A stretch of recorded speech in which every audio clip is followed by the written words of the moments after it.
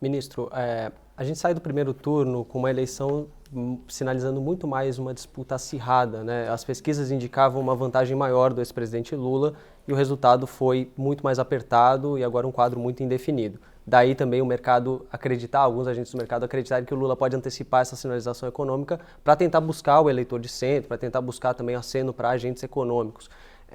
Considerando também a formação do Congresso Nacional, mais à direita, centro-direita, como observamos, e o contexto, a conjuntura global brasileira, qual é o Lula que o senhor espera, caso ele seja eleito agora em outubro? O Lula do primeiro mandato ou um governo mais próximo do que foi o governo Dilma? Olha, o que eu disse, inclusive, mesmo antes do primeiro turno, quando eu anunciei o apoio, etc., é que eu esperava, e essa era a minha razão, o Lula mais próximo do primeiro mandato. Não por uma questão de convicção ou profundo conhecimento econômico e decisão, e etc., no sentido de adotar uma linha que acredita, mas uma razão muito simples, ele é muito pragmático. Eu lembrei, nessa oportunidade, com ele lá, com a equipe dele toda, etc., o seguinte, olha, no período em que ele foi presidente e que foi marcado, principalmente do ponto de vista econômico, pelo primeiro mandato, foi um período de responsabilidade fiscal, de superávit primário elevado, etc., controle de despesas e de responsabilidade monetária.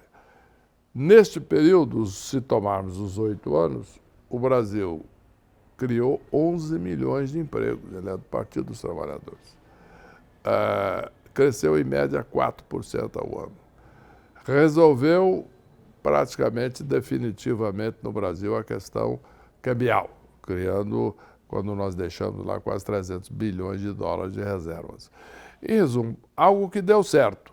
Então, eu digo, o meu pressuposto é que se tem algo que deu certo, que foi no governo dele, e algo que não deu certo, que foi exatamente no governo da Dilma, o que acontece?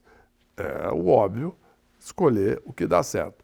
Evidentemente que tem pessoas na campanha dele, e aí é que gera dúvida, muitos economistas lá, etc., que adotam uma linha historicamente, que eles chamam de desenvolvimentista, que é uma linha por maior intervenção do Estado. Isso não deu certo. Isso foi aplicado e gerou uma recessão enorme no Brasil em 2015, 2016, que já começou em 2014. Em uma eventual vitória do candidato Bolsonaro, do presidente Bolsonaro, o que a gente pode esperar de um segundo mandato? Olha, eu acho que, apesar dele ser um presidente reeleito, existe também, na minha opinião, algumas dúvidas. Ele gastou muitos recursos, etc., agora, durante o ano de 2022, que, evidentemente, tinham finalidades aí de benefício eleitoral, etc. Muito bem. A pergunta é, ele volta ou adota um governo que foi prometido de responsabilidade fiscal, de visão liberal, etc., né? Ou não.